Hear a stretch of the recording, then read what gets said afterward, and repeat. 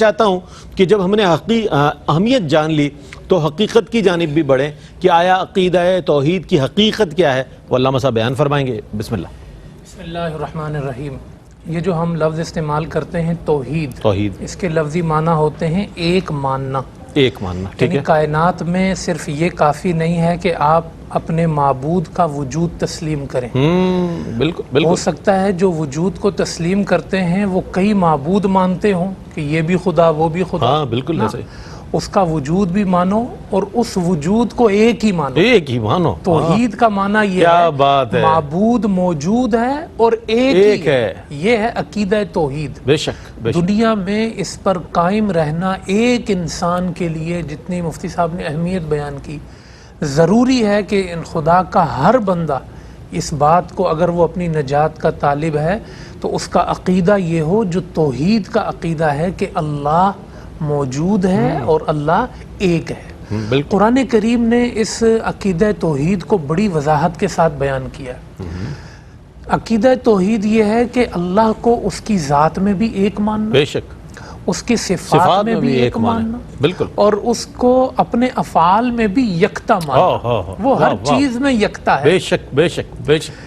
اور آپ کہہ سکتے ہیں کہ قرآن کریم میں جو سورہ اخلاص ہے نا، وہ عقیدہ توحید کا کلائمیکس ہے، بالکل معیار بلندی ہے، جس میں اللہ پاک نے بڑی وضاحت کے ساتھ اس کی حقیقت، جو عقیدہ توحید کی حقیقت ہے، اس کو اللہ پاک نے بیان فرمایا کہ قل هو اللہ احد۔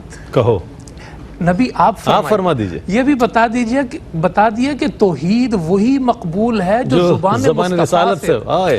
آج تو یہ ہے نا، ہر بندہ جی یہ شرک ہو گیا، وہ توحید۔ تم کون ہو؟ توحید وہ ہے جو مصطفیٰ بیان کریں گے۔ قل اے نبی آپ بیان کیجئے هو اللہ احد۔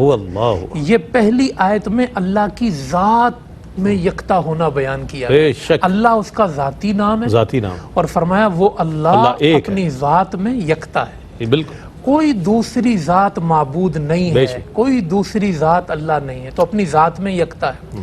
پھر فرمایا کہ اللہ الصمد، اللہ الصمد وہ بے نیاز، اب صفت آ گئی، ہائے ہائے ہائے، مستقل بالذات ہے، بے نیاز ہے۔ کائنات میں جو بھی ہے وہ نیاز مند ہے، بالکل بالکل، کوئی بھی ہو مخلوق میں وہ کسی نہ کسی کی وجہ سے ہے، سب کچھ اللہ کی وجہ سے ہے۔ کائنات میں انبیاء آئے تو خدا نے بھیجے، بے شک امام الانبیاء آئے خدا نے بھیجے، اور جب امام الانبیاء ہی خدا نے بھیجے تو دوسروں کی کیا بات ہے؟ کائنات میں سب کچھ اللہ کے وجود سے ہے، اللہ نے بنایا، مگر اللہ مستقل بالذات ہے، اسے کسی نے عطا نہیں کیا، وہ خود مستقل ہے، وہ بے نیاز ہے اور صمد ہے۔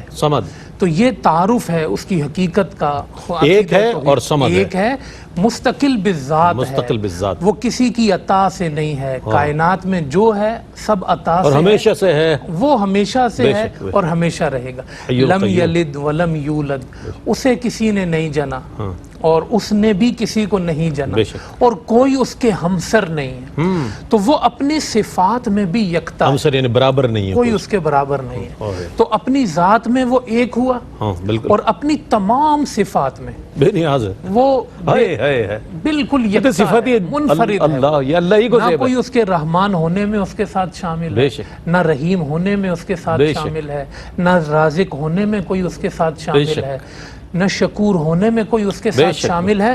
اپنی تمام تر صفات میں اور کائنات میں اپنے تمام تر افعال میں وہ یکتا ہے، تنہا ہے۔ تو خلاصہ ہم اس سارے کلام کا یہ کر سکتے ہیں کہ دو چیزیں ہیں خدا کے وجود کے لیے، ایک تو اس کا واجب الوجود ہونا، کہ اس کا وجود واجب ہے، یعنی وہ ہمیشہ سے ہے اور ہمیشہ رہے گا، بے شک یہ اور کسی کی صفت نہیں ہے، صرف اللہ کی، صرف اللہ ہی کی ہے، اور وہ مستقل بالذات ہے۔ یہ بڑی پیاری بات آپ نے کہا، مستقل بالذات ہے، مستقل بالذات ہے، وہ اپنی ذات سے خود ہے، خدا ہے، وہ کسی کی وجہ سے نہیں ہے۔ یہ دو چیزیں عقیدہ توحید کی بنیاد۔